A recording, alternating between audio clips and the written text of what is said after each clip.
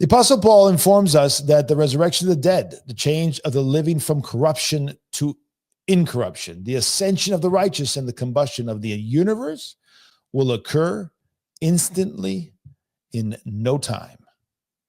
To bolster this teaching, he uses two expressions, one theoretical and one more practical. In the 15th chapter of 1 Corinthians, he states that these events will take place en atomo, an instant, a moment.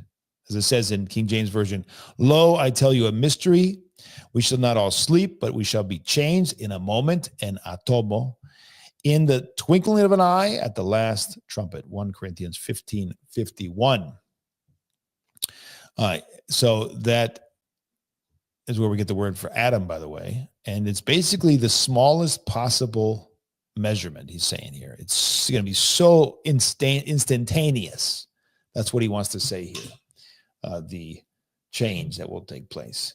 The literal meaning of atom, atomo, is something that cannot be dissected any smaller, like the smallest denomination of time, a nanosecond, right? Or whatever it might be. I mean, they're probably going to find more and more ways to measure even smaller, but whatever that is, it's the smallest of the small.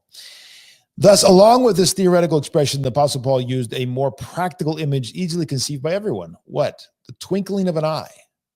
Even though this is not such a small amount of time, right? It takes about 1/16 of a second for that to happen. St. Paul did not have a better image to use during his day to impress that the renewal of the universe, the changing of the living, and the ascension of those resurrected will take place in time zero. This is important because the whole question of creation and then the end of this creation, both of them are said to have taken place in zero time, like in an instant. So there is an epistemological theory. There are many epistemological theories in the 19th, 20th century, right? But there's one that claims the universe was created instantly, the Big Bang theory, so-called, right?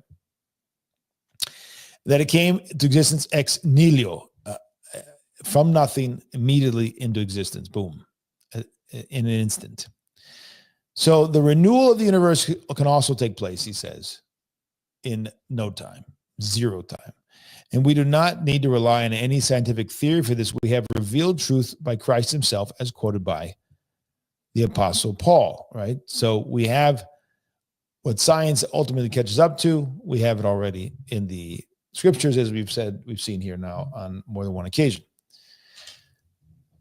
The new earth will not have oceans and seas because they will no longer be needed by resurrected man. New creation will not have such demands. Symbolically in Revelation, the sea represents the chaotic disarray and disorder of creation. That's what the sea represents. So the sea will be no more, right? What does it mean? That the chaotic disarray and disorder will no longer exist. The state after the fall will cease to exist. So the sea represents the godless nations from which the beast will emerge, the Antichrist. These two things, right? They both represent the chaotic disarray and disorder of creation, and obviously also much more the disorder and disarray of the godless nations and the beast, which will emerge from this godlessness, which is the Antichrist. They will be no more.